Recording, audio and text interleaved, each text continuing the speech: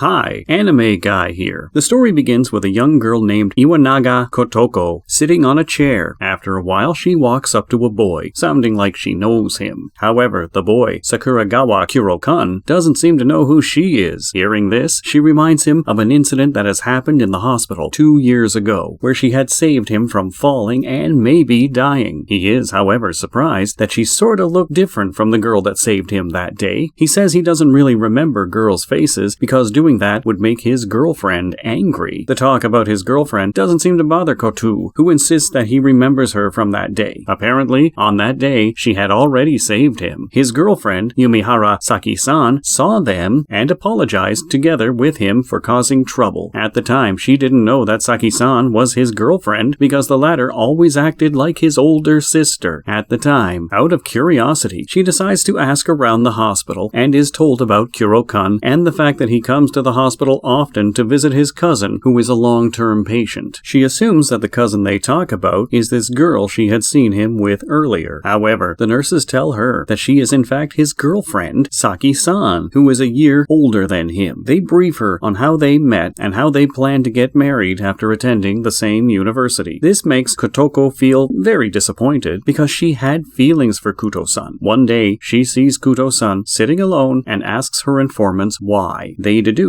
that it has been a while since they had seen him with his girlfriend around the hospital. Now back to the present, and hearing all this, Kuto-kun wonders why the hospital staff will reveal his personal information so easily. Kotoko assures him that they are of no obligation to protect a visitor's information. After this, she bluntly asks him to start a new relationship with her. He finds it weird that a middle schooler would be asking him out, but she claims to be 17 and getting ready to attend the same university as him. Shortly after, she asks to why Saki-san dumped him. He reveals that they had gone on a trip and while walking had seen a monster. Seeing this, Kurokun claimed that he had run away, leaving his girlfriend behind. This, he says, forced her to break up with him. However, Kotoko doesn't believe his story. Instead, surprising to him, she tells him what really happened. Apparently, the monster was the one who had fled on seeing Kuto-kun. This frightened his girlfriend more as she wondered what he really was. These details make him wonder who she really is. She reveals that she is the god of wisdom for all monsters. She reveals herself as the 11-year-old girl who had been kidnapped for 2 weeks 6 years ago and was found with one leg and one eye. The monsters had taken this as a price for her new role as their god of wisdom. Meanwhile, Kotoko's crush on Kuto-kun doesn't feel pleasant to the monsters she guides, who feels that she is more of a monster than them. Later that day, Kotoko is told by a monster about the existence of an Ayakashi in the library. She asks Kurokun to help her defeat this monster. At first, he resists. He eventually agrees. Getting there, the real reason why the monsters fear Kurokun is revealed. The monster, while attacking them, bites off Kurokun's arm. Shortly after, the skin of the monster dissolves, leaving behind just its bones. This definitely surprised Kotoko. The next day, Kurokun arrives at the hospital to see his cousin and is met by Kotoko. She is worried if his arm is okay and wonders how he got such power. He explains that he had gotten the power of regeneration ever since he ate mermaid flesh at the age of 11. This prevents him from ever getting hurt. She wonders why he had grown from that time, since mermaid flesh is rumored to grant eternal life. He reveals that he had eaten another monster with the mermaid flesh, which has nullified its effect. Hearing this, she invites him to join her in meeting a giant serpent which guards the mountains. He is bothered that she is willing to put herself in danger again after he had experienced firsthand what happened the last time. However, he declines her request and says he wants to stay home and enjoy port soup he made. While on her way to the mountain, Kotoko is angry at the fact that he would let her go all alone to the scary mountains. Now at the mountain, the giant serpent reveals itself. Seeing it, she is thrilled. The giant serpent claims to have called her because there were things about the human world that he finds so hard to understand. He implores her not to be angry due to the lacking hospitality he shows. She claims that she is not angry at him, but at her boyfriend Kuto-kun, whom she had told to accompany her to the mountain, but he chose to stay back home and eat pork. After a short while, they get to the real reason why he had summoned her. The giant serpent is concerned about the murdered corpse he had found in the swamp, wondering why the woman who had thrown the body in had come all the way to the mountain to do so. The body had been found about a month ago with stab stab wounds on the chest, which made the police conclude that it was murder. Tanyo Aoi revealed herself immediately. She confessed to all the crimes, but failed to provide valid evidence to support her claim. Kotoko assumes she had thrown the body in the swamp to hide it. This didn't seem agreeable to the giant serpent, who insists that he heard the woman say, "I really hope they find you." Kotoko had found out that the woman had revealed to the police that she brought the body to the swamp so it can be eaten by the giant serpent. However, the serpent, once more, doesn't find this agreeable. He insists on wanting to know why the woman blurted out those words after she threw the body into the swamp. Seeing how insistent he was at finding out, she breaks down how it all started to him. 5 years ago, Tanyo Aoi had a boyfriend who was found dead with his co-worker in what looked like a double suicide. This was said at the time to be because of embezzled funds, which the two felt guilty about keeping. However, 5 years later, a colleague of Aoi's boyfriend came to apologize to her and claimed to be the one who had embezzled the funds, killed the two, and made it look like a double suicide. According to Kotoko, the boyfriend's junior brother was probably there and would definitely be a perfect fit for the real culprit. She lays down scenarios that would have made her say what he had heard, and it all seemed to make sense. While trying to prove her point, she sees Kuro-kun hiding behind a tree and is surprised that he actually came. He, however, is offended that she introduced him to the giant serpent as her boyfriend. After a brief moment, the serpent goes back to insisting on wanting to know the real reason why the suspect threw the corpse into the swamp. To answer his question, Kotoko says she must have tossed something in the swamp before killing the man and wanted the police, upon retrieving the body, to help her find it. The giant serpent once again asks her what the thing she had thrown into the swamp earlier could be. She deduces that it would definitely be something that is related to her old boyfriend, something like a baby which she had, but lost after the news of his supposed cheating became known to the public. This reason sounded fair to the giant serpent, who didn't argue any further after it. While heading back home, Kuro-kun asks Kotoko if the story about the dead baby was true. She says she has no idea, and only tried to deduce what seemed like a possible answer since the giant serpent was insistent on wanting to find one. 2 years later, Kuro-kun's ex-girlfriend, Saki-san, and her colleague, Terada-san, talk about a recent accident that had occurred on a bridge. The victim had earlier stated that he saw a woman without a face and a steel beam in her hands. This, he claimed, was what scared him and made him drive off the bridge. However, he later changed the statement, saying he saw a puppy. Terada-san is confused about which of those to believe, since there have been recent stories about the woman named Steel Lady Nanase, an idol who died from being hit by steel beams. Although Terada-san does not believe that ghosts or supernatural actually exists, he thinks the police should not take rumors lightly, especially when they keep coming in as reports. On the other hand, Saki-san is worried that the rumors might be true, and supernatural are actually real, remembering the reason why she had broken up with her ex-boyfriend Kuro-kun. That night, she walks home, thinking about the monster issue and how her lack of knowledge on it affected her long-term relationship. While walking, she senses the presence of a creature, and surprisingly, a girl comes falling into her arms, making her fall too. The girl happens to be Kotoko, who was in a battle with the Steel Lady Nanase. Seeing the Steel Lady, she charges at it, wanting to do something different from what she had always done on seeing a ghost or monster. However, she realizes that she can't harm it, but apparently it could harm her. Although at the point of getting hit with the steel beam, Kotoko saves her by hitting the Steel Lady forcefully, prompting the ghost to disappear. Saki-san thanks her for saving her life and wonders why she could not touch the ghost. Kotoko tells her to avoid the ghost as it has proven to be dangerous and tells her to leave. However, Saki-san reveals that she is a police officer and shows Kotoko her badge. Seeing the badge, Kotoko realizes that she is in fact Saki-san, the ex-girlfriend of the boy she currently likes. This freaks her out. Kotoko introduces herself as Kuro-kun's girlfriend. Hearing this, Saki-san finds it weird that Kuro-kun would date a junior. She takes Kotoko to her apartment to get her treated and ends up asking her how Kuro-kun is doing. She tells Kotoko about the Steel Lady problem and proposes that they deal with it immediately. Kotoko, however, agrees with her, since most of the monsters in the area have sought her help to deal with a Steel Lady problem. Saki-san wonders why Kuro-kun isn't with him, since he would definitely be of help. This is because of the fact that monsters fear him. She casually says she doesn't see the need to invite him, since she didn't plan to stay stay out long. Eventually, she reveals a text, which he had sent her earlier, stating that something had come up and she shouldn't look for him. This further solidified Saki-san's claim that Kotoko was bluffing when she said they were dating. However, Kotoko assures Saki-san that Kuro-kun is okay, since no sane monster would dare to harm him. She hopes to not have anything to do with Saki-san again as she leaves the apartment. The Steel Lady's real name happened to be Nanase Karin. Later that night, Saki-san takes her time to analyze the case files to find out the real cause of her death. She explores her life from when she became an idol to the controversies and gossips that haunted her life as one. Due to all this, she had to flee from one hotel to another to avoid the press. The next day, when Saki-san tells Terada-san about this, he deduces that it might be the reason why she has come back as a vengeful spirit to haunt the society that haunted her. He reveals that there might be something else behind this, besides Nanase's will. Shortly after, he hands her the investigation papers of the Nanase case and demands a brief once she is done looking at it. Meanwhile, Kotoko seems to be on the same case as she tries to figure out who Nanase is and what exactly led her to become a vengeful ghost. After scrolling through the internet, she realizes that the only place she can possibly get more useful information is from the police. Realizing this, she is angry at the fact that she would be forced to ask Saki-san for help, after stating that they not have anything to do with each other. In her room, Saki-san continues to investigate the case as she gets closer to what Nanase's real cause of death could be. While looking at the files, she hears a knock on her window. Opening the curtains, she sees two flying yokai, which are ghosts. Scared, she falls back on her bed and finds herself on the floor. The yokai claims to have come to deliver a message from Kotoko, stating that Saki-san assist her with the matter of the Steel Lady, threatening to send a yokai every night until she agrees to do so. Saki-san is given a location to meet Kotoko. At the supposed location, Kotoko is having a meal when one of the friendly monsters comes to tell her that the Steel Lady has appeared. She rushes off to the location, telling the monster to relay the information to Saki-san when she arrives. Getting there, she sees the Steel Lady in a fight with a human. After much observation, she realizes that the human is actually her longtime crush and supposed boyfriend, Kuro-kun. What do you think is the reason why the Steel Lady attacked Kuro-kun? We'll bring you that and more in the next episode. For now, kindly like this video and subscribe to our channel to get more suspense-filled anime recaps like this. Till then, take care and stay safe.